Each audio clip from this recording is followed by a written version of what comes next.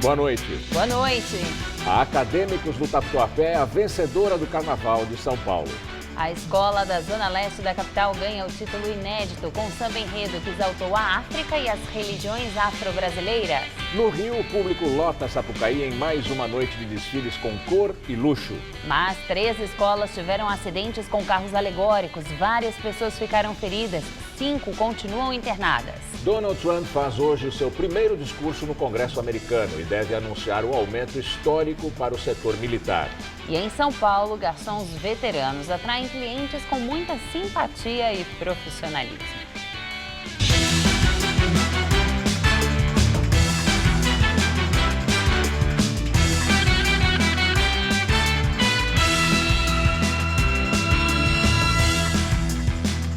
A cidade de São Paulo se transformou num destino certo para aproveitar a folia de carnaval. Mas para os turistas que não querem sambar nos bloquinhos, a cidade tem outras opções de lazer gastando pouco dinheiro.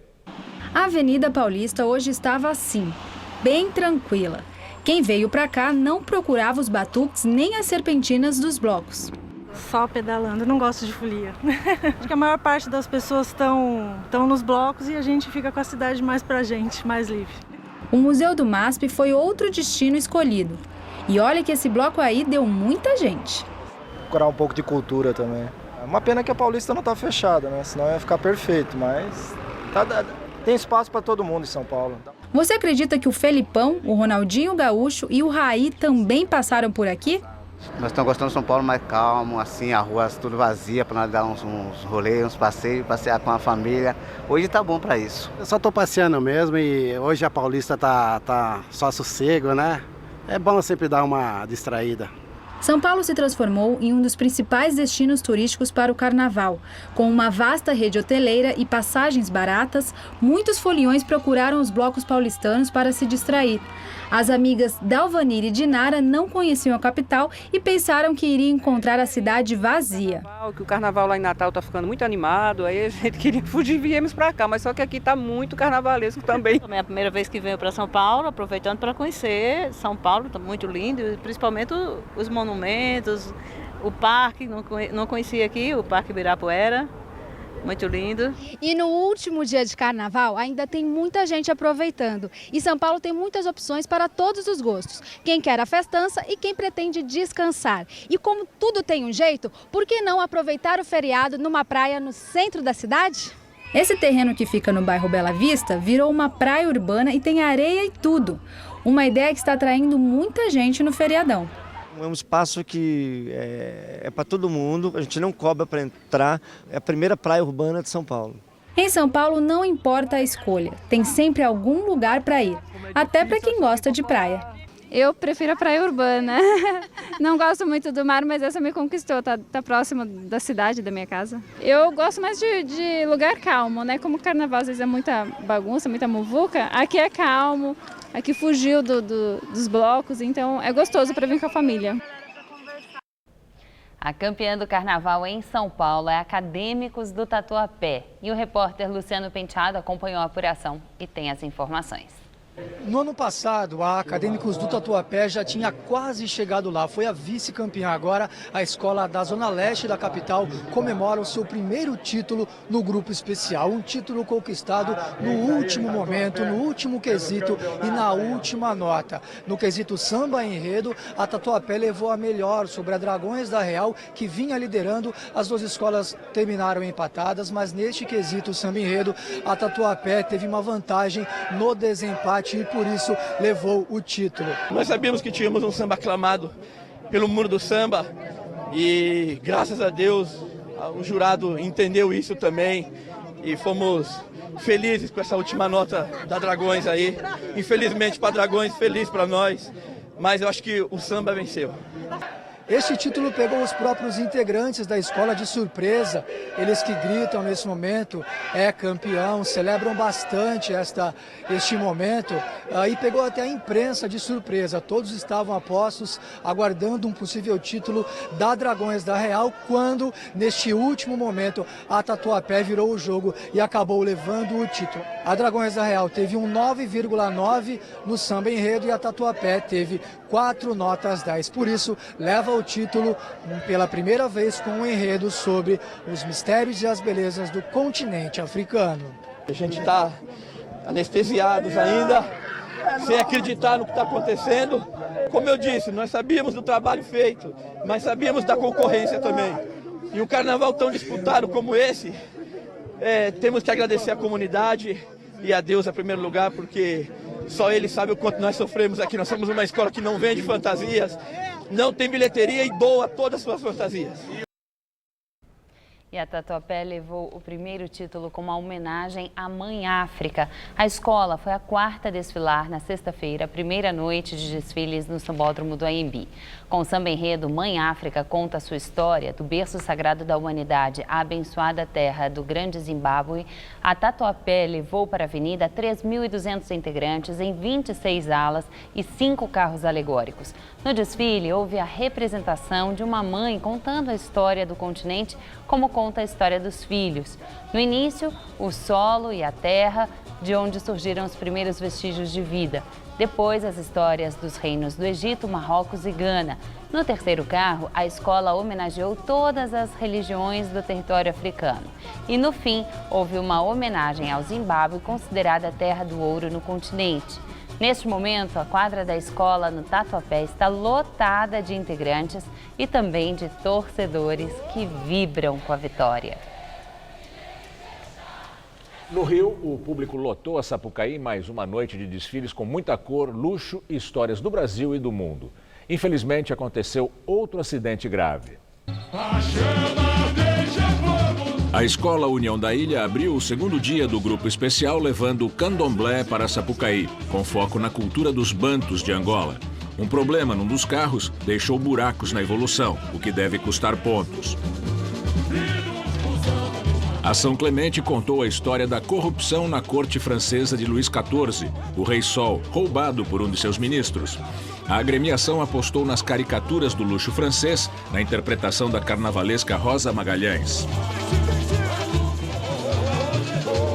A Mocidade Independente de Padre Miguel viajou os 7.000 quilômetros que separam o Brasil do Marrocos e trouxe o colorido mágico e luxuoso do mundo árabe para a avenida. A principal atração foi a comissão de frente, com um Aladim num tapete voador. A Unidos da Tijuca teve problemas quando parte do segundo carro cedeu e teve que desviar da alegoria para entrar na avenida e seguir com o desfile, que contou a história da música americana. A Portela passou pela Sapucaí com as histórias e mitos da água doce pelo mundo. Teve água na pista e para o público que acompanhou a escola, que trocou os tons de azul pelo marrom num dos seus carros, para lembrar o Rio Doce e o desastre ambiental de Mariana em novembro de 2015. A Estação Primeira de Mangueira encerrou os desfiles cantando para os diferentes santos e orixás das religiões afro-brasileiras. A Verde Rosa fez uma procissão de cores e sons para mostrar todas as misturas e o sincretismo da espiritualidade no Brasil. E das 6 escolas que passaram pela avenida ontem no Rio, 3 tiveram problemas com carros alegóricos. Entre as vítimas dos 2 acidentes, 5 pessoas continuam internadas. Uma delas em estado grave. O mais grave ocorreu com a Unidos da Tijuca. Parte da estrutura de um carro alegórico despencou durante a entrada da escola na avenida. Os destaques que estavam no carro caíram de 6 metros de altura. Ficaram feridos e foram levados para hospitais. 2 casos são considerados mais graves. Outra escola que teve problemas com o carro na segunda noite de desfiles foi a União da Ilha. O penúltimo veículo da escola teve dificuldades para entrar no sambódromo. E na pista, perdeu o alinhamento e se aproximou demais da grade da arquibancada. O transtorno atrapalhou a evolução.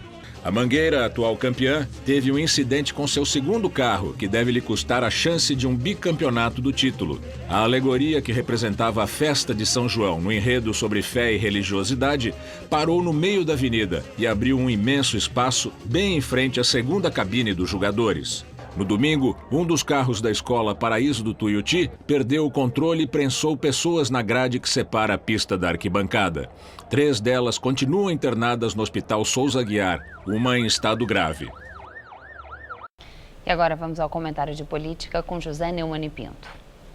Toda vez que você ouvir a palavra acidente, para se referir a qualquer desastre que houve na Marquês de Sapucaí com carros alegóricos, esqueça, essa palavra está errada. Da mesma forma que eu cobrei quando o Temer definiu a chacina de Manaus como um acidente pavoroso, cobro dos colegas, dos companheiros que falam em acidente, em alguma coisa que não era imprevista, nem era inevitável, não era fortuito. Tudo o que aconteceu no Rio de Janeiro é fruto de desleixo, de descaso, que chega a ser desumano. Eu vi, por exemplo, o presidente do Inmetro, o Carlos Augusto Azevedo, anunciando que este ano ele vai impor normas técnicas às escolas. Ora, eu estava no Rio, era chefe de redação do Jornal do Brasil, quando o Sambódromo foi inaugurado em 1984. O Inmetro já existia e nunca ninguém pensou na coisa óbvia, que são esses carros enormes, que não são carros, são plataformas, né, gambiarras sobre rodas, muitas vezes. Até tem uma roda que chama roda maluca, imagina, a roda maluca do Tuiuti quebrou. O motorista da Tuiuti, um caminhoneiro, nunca tinha dirigido na avenida, e aí o diretor da Liga das Escolas de Samba vem reclamar do trajeto de uma obra que está pronta. É o carro que tem que se adaptar ao sambódromo, não o sambódromo que tem que se adaptar a esses carros, né? A essas gambiarras que desfilam pela avenida. É um crime chamar isso de acidente pelo seguinte: chamar de acidente é uma forma de evitar que os responsáveis por isso sejam punidos. E há responsáveis. Há uma pessoa em estado muito grave, tomara que ela não morra, mas se houver uma morte, tem que haver um responsável por ela. Agora, eu aposto com você, se você quiser, qualquer coisa, como no ano que vem vai estar tudo do mesmo jeito e vão estar falando de novo de pôr trave em portas já arrombadas, como é comum no Brasil. No Brasil, esse tipo de desleixo é comum, foi assim em Mariana, você se lembra, foi assim nas chacinas dos presídios e está sendo assim no maior espetáculo popular da terra que é feito no Brasil, por causa de absoluta inconsciência, inconsistência e irresponsabilidade que nada tem de acidental. Eu repito, eu volto aqui na quinta-feira, direto ao assunto, espero você aí, tá? Em pé. E por falar em acidentes e desastres, o governo brasileiro omitiu o desastre ambiental de Mariana do informe oficial que entregou para a ONU, a Organização das Nações Unidas, sobre a situação dos direitos humanos no Brasil. O relatório vai servir de base para uma sabatina do Brasil no Conselho de Direitos Humanos da entidade. O documento não foi divulgado pelo governo, mas o Ministério dos Direitos Humanos confirmou que não faz referências ao rompimento da barragem de rejeitos da Samarco, na cidade mineira, que deixou 18 mortos em novembro de 2015, contaminou cursos d'água e é considerado um dos maiores desastres ambientais da história do país. Segundo o governo, a ONU impõe um limite de tamanho para o documento e, por isso, o desastre não foi incluído. Em tempos de internet e uso intenso das redes sociais, é cada vez mais raro encontrar alguém que ainda escreva cartas. Preencher e selar o envelope de uma correspondência para depois levar ao correio virou coisa do passado. Mas tem gente que ainda usa essa forma retrô de se comunicar. Alguns por puro prazer e outros por necessidade. Desejo que tudo saia. O jeito de antigamente de mandar notícias. É uma coisa mágica, sabe? A gente fica assim aguardando o carteiro, fica aguardando o carteiro e sempre vem mensagem, sempre vem notícias. Era assim que Neuza espantava a saudade. Ao longo de quase 20 anos, chegou a trocar cartas com 72 amigas ao mesmo tempo. Capricho na letra, na dobra do papel, para contar o que acontece. E com isso a gente chora, a gente ri. Sabe, são assim emoções. Com exceção de uma ou outra amiga avessa à internet, já faz tempo que ela se comunica pela rede social, mas ainda se ressente. Uma coisa que a internet ainda não conseguiu fazer foi colocar o perfume nas correspondências. No coração de São Paulo, a pomposa agência central dos Correios, inaugurada há quase 100 anos, ficou grande demais diante do avanço da tecnologia. Não faz nem tanto tempo assim, pouco mais de 20 anos, esse ato aqui de preencher, de selar o envelope de uma carta pessoal era o que motivava a maior parte das entregas dos Correios. Hoje, essa modalidade praticamente desapareceu por causa das mensagens eletrônicas pela internet. E mesmo a correspondência comercial, a conta de consumo, o extrato de banco, que ainda corresponde a 2/3 das entregas, vem diminuindo de volume em ritmo acelerado. A cada ano, 10% menos, diz o diretor dos Correios, que confirma que o novo foco da empresa é o transporte de objetos. Seria o fim da carta física de papel? A gente acha que algum dia isso possa acontecer. A gente não sabe em quanto tempo. Nós estamos nos preparando para o futuro. Enquanto o futuro não vem, voluntários ajudam a resumir sentimentos numa folha de papel. O serviço, que funciona no Poupa Tempo em São Paulo, atendeu mais de 800 pessoas no ano passado. Rafael até podia ligar para a tia, que mora em Salvador, mas a intenção é emocionar com uma carta escrita à mão, que ele ficou inseguro de redigir. Às vezes você vai escrever uma carta, você fica meio preocupado, como que eu vou iniciar a carta, o começo e o meio e o fim. Então eles dão essa atenção. Fiquei muito feliz por poder conhecer o meu avô. E aí vai um pouquinho do que a tia do Rafael vai receber pelo carteiro. Muito em breve eu vou ir para conhecer a todos, inclusive os meus primos, que também eu não conheço. Mando um abraço para todos. Fique com Deus e um grande beijo em seu coração. E temos previsão de chuva fraca em áreas isoladas para esta noite aqui na cidade de São Paulo. E tanto aqui na capital como em grande parte do país, o calor continua forte. Vamos ver os detalhes da previsão para amanhã com Tássia Sena.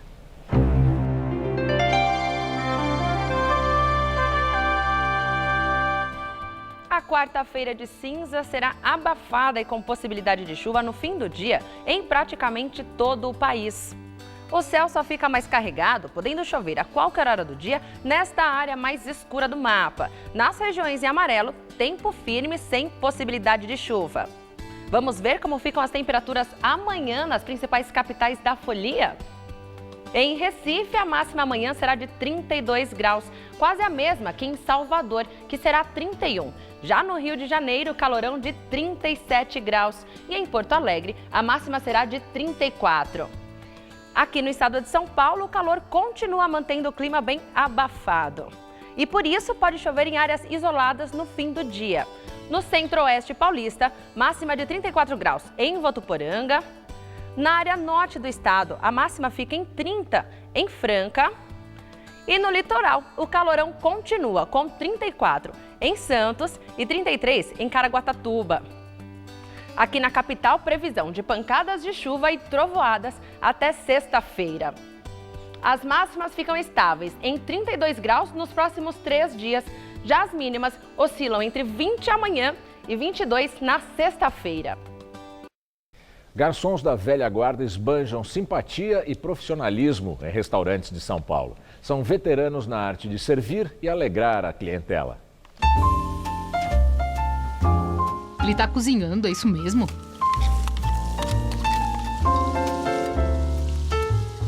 A especialidade do sobrinho preparar o premiado espaguete à italiano.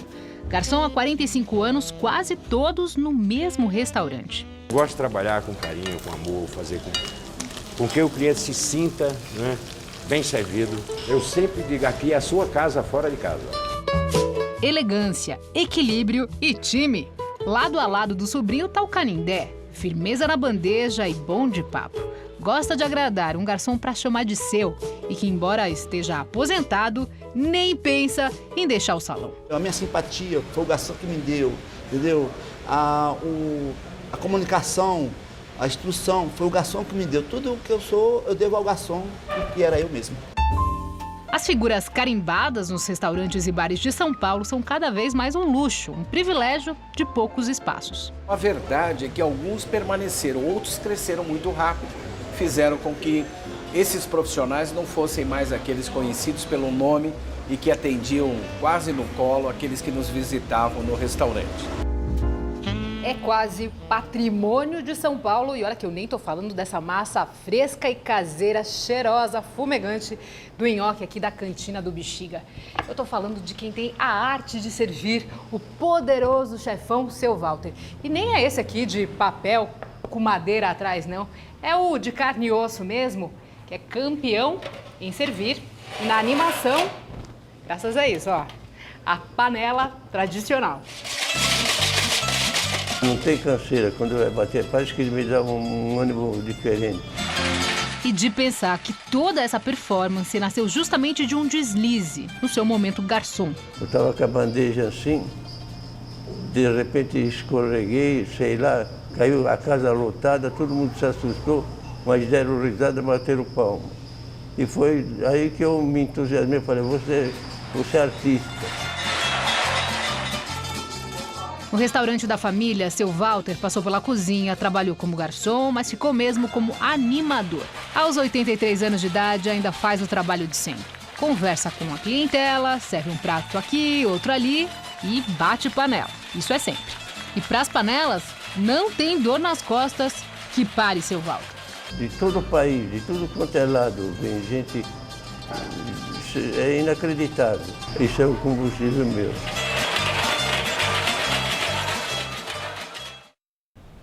Em Vitória, no Espírito Santo, o ex-deputado federal e militar da reserva, Lucínio de Assunção, conhecido como Capitão Assunção, se entregou hoje de manhã. Ele tinha conseguido fugir no sábado, depois de receber voz de prisão. O capitão é um dos suspeitos de incitar o movimento de greve da PM e aliciar outros policiais com a divulgação de áudios e vídeos nas redes sociais. No total, foram decretadas as prisões de 4 policiais militares e um deles continua foragido. A greve da PM no Espírito Santo durou 23 dias e pelo menos 190 pessoas morreram, segundo o Sindicato dos Policiais Civis do Estado. E agora o comentário de Josias de Souza, direto de Brasília. Ele fala sobre a declaração do presidente do PT, Rui Falcão, que com base na soltura do goleiro Bruno, pede a libertação de José Dirceu, Antônio Palocci e João Vacari Neto, petistas presos na Lava Jato. Expostos na vitrine da Lava Jato, os partidos políticos reagem às investigações que os desmoralizam com uma naturalidade hedionda. A reação faz lembrar um fenômeno que a filósofa alemã Hannah Arendt chamava de a banalidade do mal. A penúltima evidência do fenômeno foi fornecida pelo presidente do PT, Rui Falcão.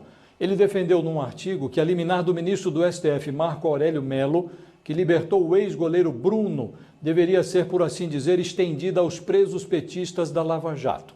Para Falcão, deveriam ser soltos imediatamente José Dirceu, condenado a mais de 20 anos de cadeia, João Vacari, condenado a mais de 34 anos, e Antônio Palocci, uma sentença esperando na fila. O brasileiro gosta de se iludir, costuma imaginar que o Brasil nunca mais será o mesmo depois de cada grande escândalo. Mas o mesmo sempre volta. Os mesmos políticos viscosos, a mesma grandeza da vista curta, a mesma generosidade dos interesses mesquinhos. Tudo protegido pela conveniência das mumunhas partidárias e pela leniência do eleitor.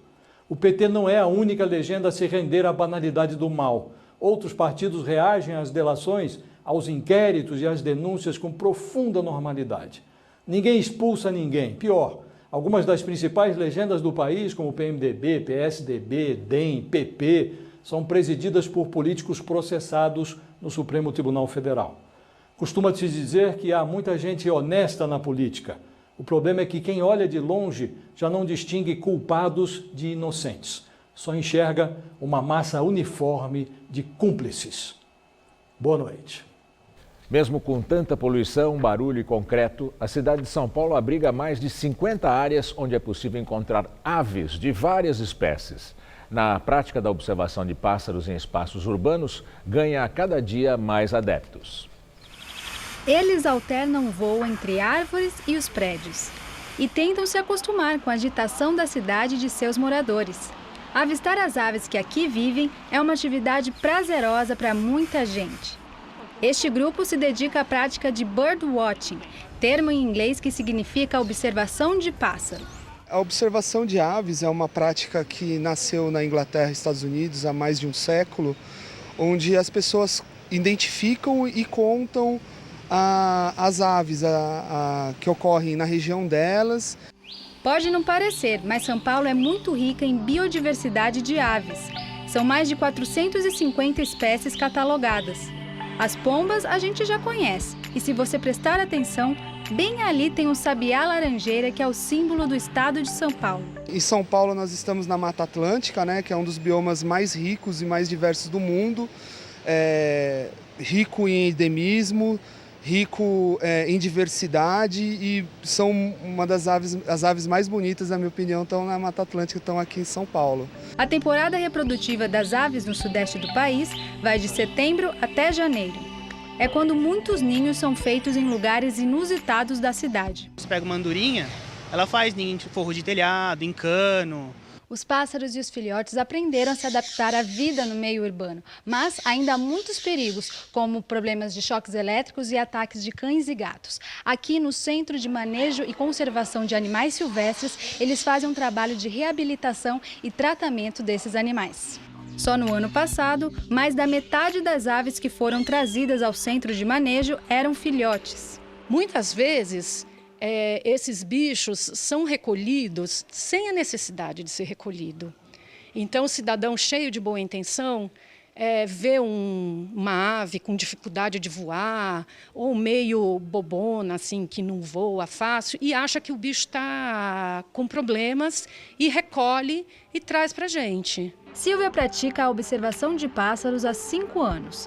Com um ninho em frente à janela, aprendeu que observar é o melhor jeito de ter uma boa convivência com esses animais. Daí, é só deixar a natureza acontecer. Eu abria a janela bem devagarinho e fotografava eles todos os dias. Eu acompanhei desde os ovinhos, deles montarem o ninho, postarem os ovinhos, os filhotes nascerem, crescerem, até deixarem o ninho. Foi um trabalho super gostoso. Eu acho que eu fiquei 3 meses fotografando todos os dias.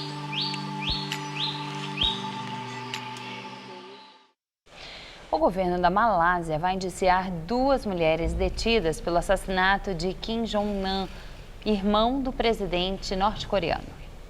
As suspeitas, uma indonésia e uma vietnamita, foram detidas depois que atacaram a vítima no dia 13 de fevereiro, no aeroporto de Kuala Lumpur, a capital da Malásia, com um agente nervoso VX, que causou a morte dele minutos depois.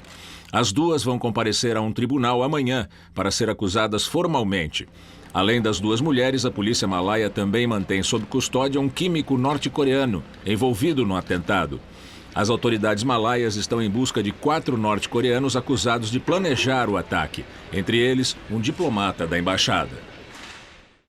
O embaixador brasileiro Roberto Azevedo foi reeleito para o posto de diretor-geral da Organização Mundial do Comércio. A OMC é composta por 164 países, entre eles as principais economias do planeta, e trata das regras do comércio exterior.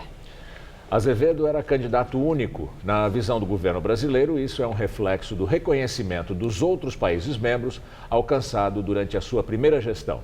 O segundo mandato começa em setembro e é de 4 anos.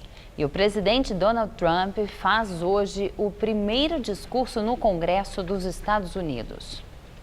A expectativa é que Trump oficialize o aumento do orçamento da defesa para 54 bilhões de dólares e corte verbas para auxílio internacional e meio ambiente. É possível também que ele anuncie a revogação e substituição do Obamacare, a lei criada por Barack Obama para expandir e melhorar o acesso dos americanos pobres aos serviços de saúde, que atualmente beneficiam 20 milhões de pessoas. O cancelamento do Obamacare foi uma das principais promessas de campanha de Trump e está entre as mais difíceis de cumprir, porque o atual governo ainda não apresentou uma proposta. Agora vamos ao comentário de política internacional com João Batista Natali.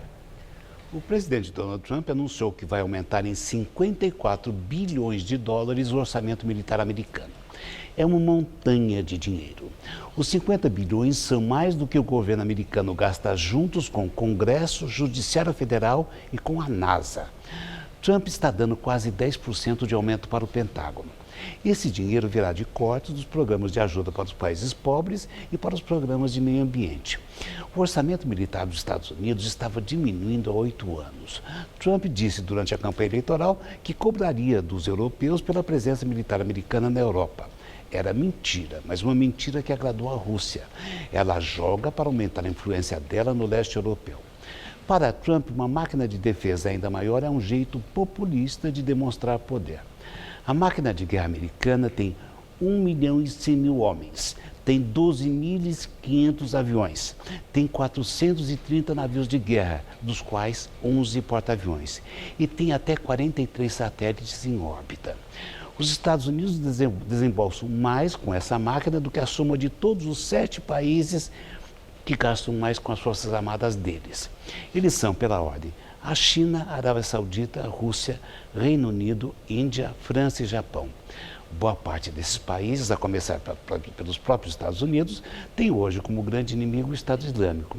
Mas o grupo radical sunita controla hoje um território que é a metade do que tinha no ano passado, no Iraque e na Síria. Ele está recuando. Se é assim, para que gastar com o Pentágono este ano 650 bilhões de dólares? O que está em jogo é a velha lógica da dissuasão. Se eu for militarmente forte, ninguém vai me atacar. Mas já fomos muito longe com essa lógica. Em termos mundiais, os orçamentos militares chupam as verbas que os países mais pobres poderiam gastar com educação, comida e saúde. Os gastos militares são escandalosos, mas a pobreza dos mais pobres é mais escandalosa ainda. É assim que o mundo gira. Boa noite. A economia americana cresceu 1,6% em 2016. Este é o pior desempenho desde 2011, segundo a estimativa do Departamento de Comércio dos Estados Unidos. No quarto trimestre do ano passado, o crescimento econômico dos Estados Unidos desacelerou. Os americanos esperam por um pacote de estímulo proposto pelo presidente Trump para impulsionar a economia. E agora voltamos a falar de carnaval. Vamos até a quadra da Acadêmicos do Tatuapé, na zona leste da capital, onde está a repórter Sabrina Pires. Ela acompanha a festa da campeã do Carnaval de São Paulo. Boa noite, Sabrina.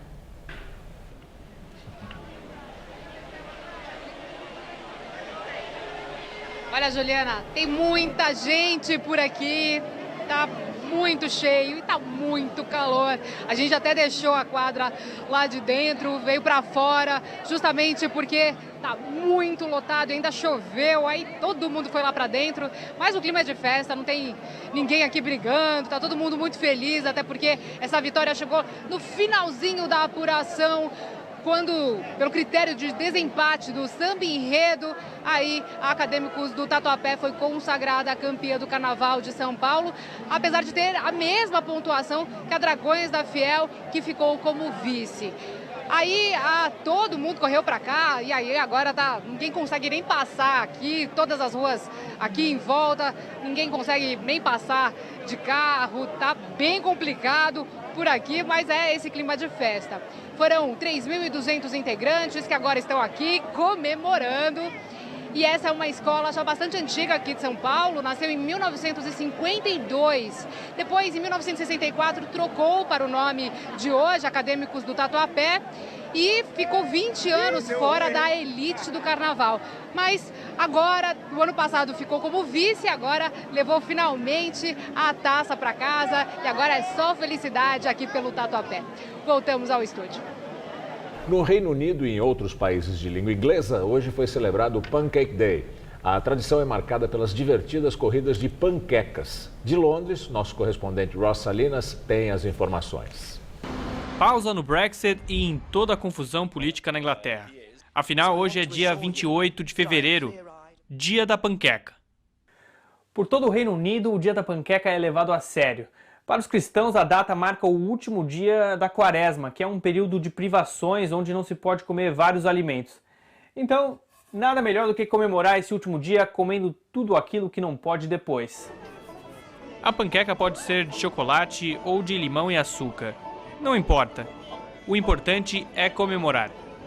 Outra tradição desse dia são as corridas beneficentes espalhadas pelo país.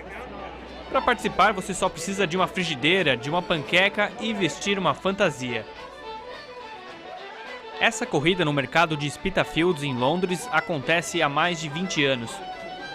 Nessa edição, o dinheiro arrecadado vai para a London Air Ambulance, um projeto de atendimento médico intensivo.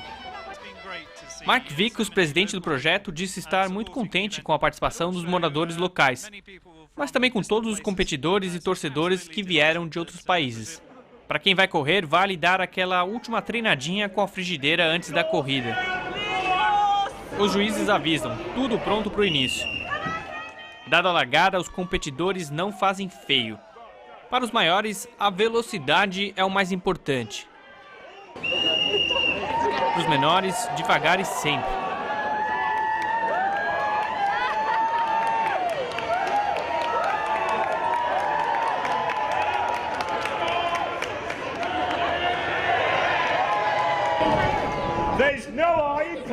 No final, o grande vencedor foi o time do Batman.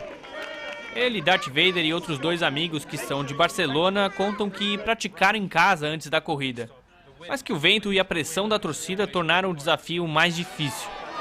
Na corrida em que os juízes são palhaços, parece que pode tudo. Só não vale mesmo é derrubar a panqueca no chão. A francesa Fnac anunciou que tem enfrentado dificuldades para atingir os resultados esperados e planeja deixar o país. A rede, que está no Brasil desde o fim dos anos 90, procura um comprador para ficar com as 12 lojas brasileiras. De acordo com a Fnac, o último ano foi difícil para empresas que atuam nesse segmento que combina livraria com vendas de eletrônicos. Na entrevista do dia com Maria Lídia Flandoli, uma análise do cenário político nacional. Nosso convidado é Cláudio Lembo, ex-governador de São Paulo e professor titular de Direito Constitucional da Faculdade de Direito da Universidade Presbiteriana Mackenzie. Obrigada, professor, por estar conosco. Bom, no Brasil se afirma que o ano só começa depois do Carnaval. Qual é o primeiro e mais premente desafio do presidente Michel Temer nesse ano que começa amanhã? Governar, que até agora apenas fez alguns jogos políticos. Eu acho que ele tem desafios muito grandes no Congresso. A Previdência, a reforma trabalhista, acho que são situações extremamente difíceis que vão ter indiscutíveis influências na vida social brasileira, né? Bom, o senhor lembrou dessas reformas que, de fato, são muito importantes e polêmicas, né? Muito polêmicas. Agora, e Michel Temer tem enfrentado problemas com ministros, problemas por denúncias, questões morais, denúncias de corrupção. E parece que a bola da vez agora é o ministro-chefe da Casa Civil. No seu entender, Eliseu Padilha está temporariamente afastado ou definitivamente defenestrado? É muito difícil responder, porque, em primeiro lugar, ele foi operado em Porto Alegre, pode ser que seja efetivamente uma operação da próstata, como foi declarado. E pode ser também uma operação mais profunda realizada pelo Supremo Tribunal Federal. Eu confesso que não consigo perceber. De qualquer maneira, a situação dele é muito difícil. Do Padilha ou do Temer? Do Temer, do Padilha e de todos os ministros do governo Temer. É um governo frágil. É um governo que tem... É uma coisa muito interessante. Não tem popularidade, mas tem Congresso. O que mostra que a vida política brasileira tem alguma coisa complicada. Por que o Temer consegue preservar uma maioria no Congresso, mas não consegue, na sociedade, a mesma maioria? Alguma coisa está errada. Os nossos representantes populares não nos representam. Isso é uma coisa tremendamente séria. É uma coisa que ninguém tem analisado com muita clareza. Porém, uma coisa é a popularidade efetiva e outra coisa é o controle do Congresso. Por quê? Agora, Temer, né, entrou na circunstância do impeachment e que também foi muito polêmica. Houve uma reação muito forte por parte daqueles que apoiavam o presidente Lula. Porque quem perdeu o poder foi Lula, né? Não foi propriamente Dilma Rousseff, que representava aquele... Nunca teve poder. Nunca teve poder. Apesar de ser uma mulher absolutamente honesta. Certo. Não existe um questionamento aí, mas naquilo, do ponto de vista político, na representatividade... Quem perdeu o poder foi Lula e o PT. Mas aí tem um problema muito sério, que as pessoas não têm feito essa reflexão. Quando você rompe um pacto, e a Constituição é um pacto, e o impeachment foi o rompimento do pacto, cria situações adversas o tempo todo. A sociedade, mesmo aqueles que queriam o impeachment, sente-se hoje um pouco frustrados, porque o impeachment é uma violência contra as estruturas constitucionais brasileiras. Mas e aquelas manifestações de rua, então, lembro, em que as pessoas, nós vimos um país dividido, né? Vimos um país dividido, mas não um consenso de que havia uma ruptura dessa ordem constitucional. Então, isso não existiu. Depois de uma grande doença, as pessoas passam a ter uma reflexão sobre a vida e sobre a própria saúde. É o que está acontecendo no Brasil. Nós todos estamos refletindo o que aconteceu e o que deve acontecer no futuro. E não estamos satisfeitos, estamos inseguros. Agora, as pesquisas mostram que Lula aparece em primeiro lugar, venceria todos os adversários em primeiro e em segundo turno, mesmo sendo réu em várias ações judiciais. Lula tem chance de voltar à presidência da República em 2018? É uma pergunta difícil de ser respondida, porque teria que ser uma futurologia adotável. Não, da sua experiência, não é uma questão de futurologia. Eu vou responder a minha visão. Eu acho o Lula um candidato fortíssimo. Fortíssimo. Porque a direita, o conservadorismo, a social-democracia não tem um candidato popular à altura do Lula. Acho extremamente grave. Porém, eu creio que o Lula será transformado em impedido de concorrer. Ele vai ter uma condenação. Isso eu espero, eu imagino.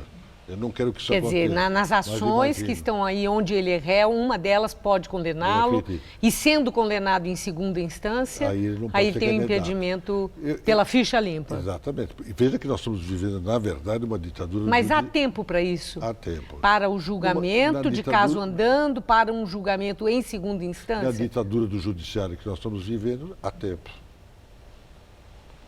Pode ver que o judiciário toma atitudes as mais esdrúxulas, as mais estranhas possíveis. Esse judiciário não é confiável, porque ele age de acordo com as circunstâncias. Daí eu creio que isso é possível acontecer. Agora, uma outra coisa, o aparecimento do Bolsonaro nessas pesquisas, à frente de nomes, de lideranças políticas que têm história na vida pública do país, Aécio, Alckmin, Marino, o próprio Ciro Gomes, o que é isso? É o Trump. Cada país tem o Trump que merece. Nós temos o Bolsonaro. Bom, mas então ele é uma ameaça? É uma porque ameaça. O Trump chegou lá. E ele pode chegar. Pode chegar? Ele tem imagem nacional? Tem imagem nacional e, indiscutivelmente, ele tem um discurso que vai ao encontro daquelas manifestações a que você se referiu há pouco. Que apoiaram, aquela gente vai querer, isso. eventualmente, um candidato tipo Bolsonaro. Então, eu acho um risco. Como eu acho que é possível o Lula chegar lá, se for candidato, acho possível o Bolsonaro ser o grande candidato do conservadorismo. Bom, mas se é possível que Bolsonaro chegue e é possível que Lula chegue, o que nós temos é uma grande incógnita. É claro, o Brasil está num momento de total perplexidade. Não se sabe o que pode acontecer com o Brasil. Ninguém sabe. Não há quem tenha a capacidade de perceber. E Serra? Serra deixou o Ministério das Relações Exteriores por motivos de saúde. Esses problemas de saúde podem excluir Serra? Não, eu pergunto, foi saúde? Eu não sei. Foi o que ele alegou, né? Eu não acredito na alegação de políticos. Os políticos costumam ser muito criativos. Bom, né? Se não foi saúde, teria sido o quê, então? Poderia ser uma viagem à Suíça, pode ser o Lava Jato, pode ser muita coisa. Bom, mas isso o exclui da corrida presidencial? Eu acho que já está excluído há muito tempo. Está excluído, no seu entender? Há muito tempo. Eu não vejo como candidato a presidente da República. Candidato a Mas por quê? Candidato a Mas governador por que de ele São está? Paulo. Ele tem história, uma história densa na vida pública. Mas não é um homem que tem carisma. Não basta ter história. História tem, muita gente tem história. Mas se não tem carisma, digamos, é o mesmo carisma que ele tinha quando conquistou o governo de São Paulo, a Prefeitura de São Paulo, o Senado. Minha senhora, você está falando de São Paulo. São Paulo é um estado à parte dentro do Brasil. Tem outras 26 unidades federadas. Quer dizer, não tem imagem nacional. Ele não ingressa nas outras. Não entrou na última eleição que ele participou. Não entra, nem ele, e acho que o próprio governador Geraldo Alckmin terá dificuldades. Bom, se no PSDB houver dificuldades, Aécio Neves, por conta de denúncias, já foi citado em delação, não sei se ele terá dificuldade ou não, é uma incógnita. Serra, Alckmin, o senhor está colocando em dúvida a possibilidade deles. João Dória pode ser o nome alternativo do PSDB para a sucessão presidencial em 2018? Se ele continuar como está no momento atual em São Paulo, ele pode chegar lá. Com esse discurso de gestor e um marketing político intenso, Dória tem tempo para construir imagem nacional? Eu confesso que eu fico muito perplexo com tudo que está acontecendo. Mas deve ser a velhice, eu compreendo a minha própria velhice.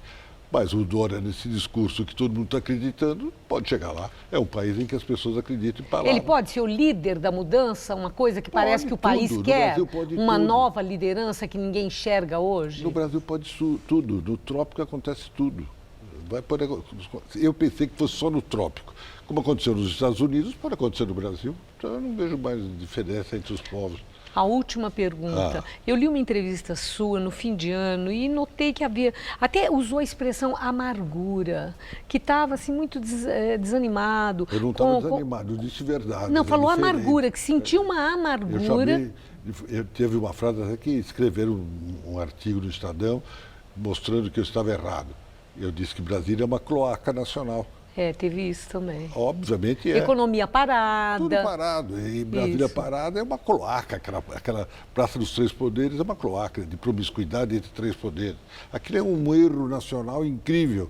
É uma área de promiscuidade. É essa a razão daquele seu desânimo expresso em dezembro? É ver a realidade. Ou é a economia que estava parada e agora os indicadores da economia parece que sinalizam alguma melhora? Isso é sonho. Melhora para quem tem emprego. Eu quero ver os 22 milhões de desempregados. Vocês estão vendo isso? Não estão, mas pode ser um começo de mudança. O mercado está gostando, empresários estão expressando mais confiança também. Verdade. Poucos. Não o pequeno e o médio empresário. Não? O PIB, né? Os grandes, os poderosos estão satisfeitos. Isso não tem significado? Tem significado, mas eu vejo que a melhoria econômica vai ser muito demorada. Destruiu-se a estrutura empregatícia do país. A pequena e média empresa foi para o espaço. As cidades brasileiras são cidades para alugar. Está sendo alugado o Brasil inteiro. Então não tem como ver isso com Quer dizer, o senhor continua amargurado? Eu realista, isso não é amargura, isso é realismo. Só os românticos, os loucos... Não, para usar a expressão que o senhor usou em dezembro. Eu não falei em amargura eu vi na sua entrevista aos brasileiros, a revista Brasileiros. Foi. E o senhor usou a palavra amargura. Não me lembro mais. Eu lembro. É possível que sim. Eu não tenho amargura, mas tenho um realismo. Estou vendo esse país mal. Okay. Não está bem o Brasil, não. Cláudio Lembo. Eu agradeço muito sua presença, essa análise, nosso olhar para a política e a busca da compreensão dos fatos. Muito obrigado, uma boa noite. Muito obrigado. Gamberini. Você vai ver a seguir as notícias da Copa do Brasil. Corinthians e São Paulo decidem amanhã a classificação para a terceira fase da competição. Quanta alegria, mas a Ana esqueceu da transação. Ela tem que transferir ainda hoje rapidinho a grana do seu irmão. É só contar com o Bradesco que estamos contigo em qualquer situação. Do celular, computador pra Colombino que errou, o Bradesco resolve não.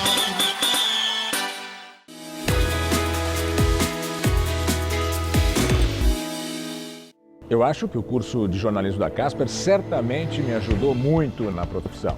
Principalmente no início da carreira, o jornalista encontra situações completamente diferentes. Um dia ele cobre o governo do estado, no dia seguinte ele cobre polícia, no outro dia ele cobre um movimento social. Esse caráter generalista do conhecimento do jornalista é muito importante. Então a formação dele tem que acompanhar esse trabalho, senão fica uma coisa técnica e fria demais. Eu escolhi a Casper porque era a escola que me daria a formação profissional de maneira mais objetiva, por ser uma faculdade que me dava instrumentos práticos para exercer a profissão. Por isso eu sou Casper. Somos todos Casper.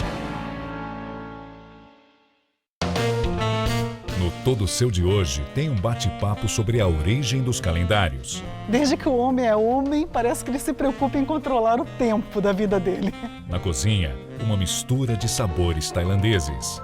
E ainda, o padre Antônio Maria mostra as possibilidades de evangelização pela música.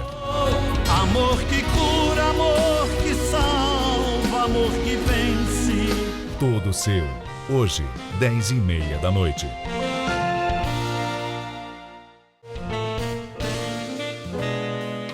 Oferecimento CVC, sempre com você. E um cara...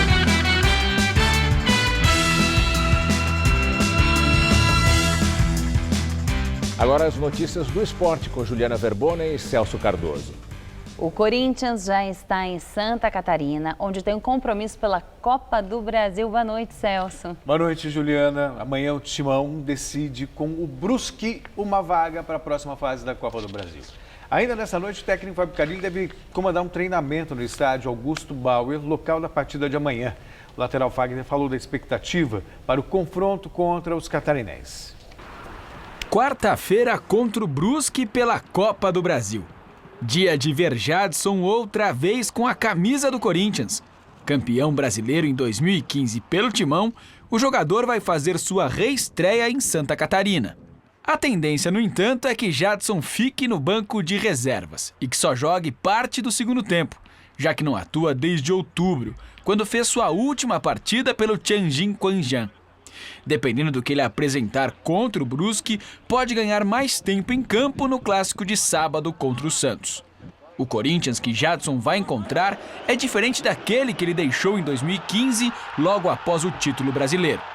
Um time bem menos badalado e recheado de jogadores da base entre os titulares. Você ser um garoto, né, você jogar num time de massa como é o Corinthians, onde existe uma cobrança natural, você tem que ter uma personalidade muito forte, muito grande.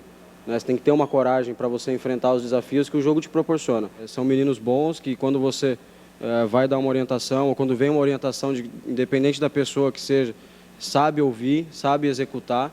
Né? Então esse é o grande mérito deles, né? E com o pé no chão, eu tenho certeza que eles vão longe.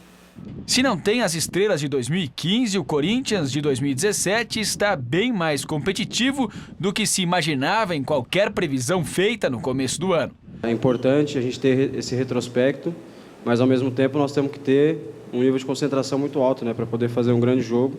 A gente sabe das dificuldades que vamos encontrar lá. E o São Paulo também joga amanhã pela Copa do Brasil. O jogo é contra o desconhecido PSTC.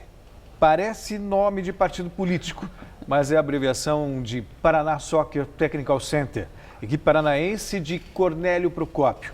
Quem vencer amanhã avança para a terceira fase da Copa do Brasil. O jogo é em Londrina. E podemos ter alguma surpresa, Celso, nesses jogos?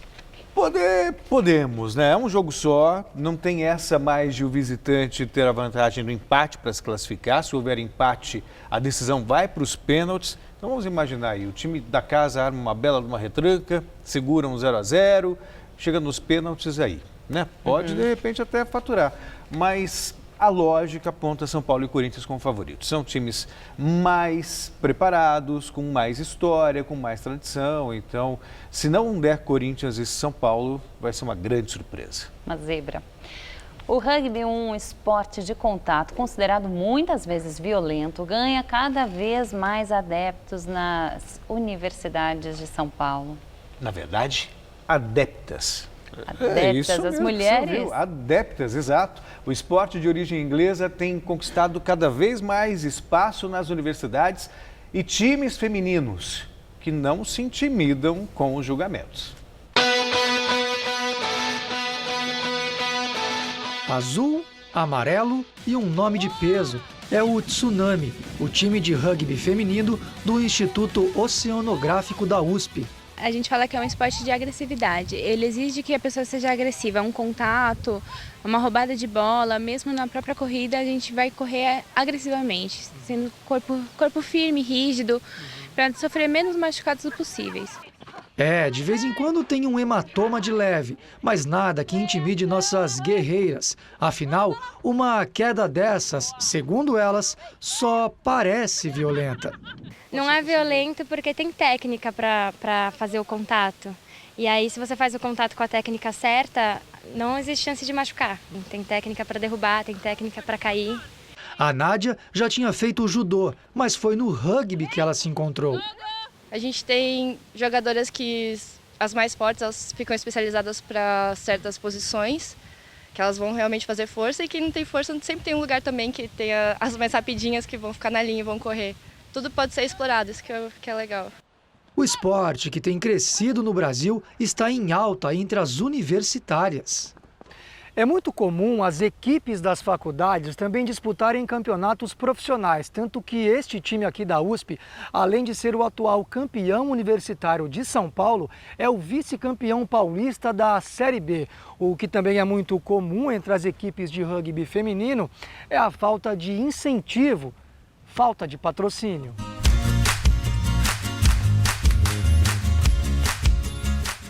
O mesmo amor pelo rugby tem as alunas do time da Faculdade Casper Libero, que treinam no Parque Ibirapuera sempre à noite. Diferente de um time de futsal, por exemplo, que o time antigo chega uma menina que é melhor, todo mundo já se apavora. É mais equilibrado porque tem mais acolhimento das atletas pelas outras atletas.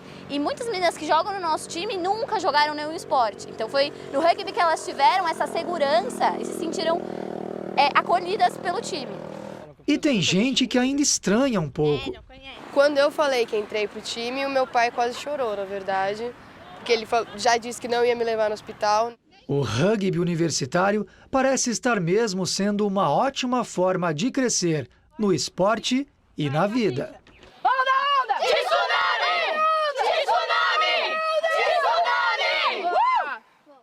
Essa história de sexo frágil já caiu por terra faz tempo. Faz tempo. Vai encarar também? Dá para treinar um rugby? Não me arrisco não. Celso, obrigada. Boa noite, até amanhã. O Jornal da Gazeta termina aqui. A edição de hoje pode ser vista no site do Jornal da Gazeta. Outras notícias na nossa edição das 10. Boa noite. E o Jornal da Gazeta volta amanhã às 19 horas. Estaremos juntos às 10 da noite. Até daqui a pouco.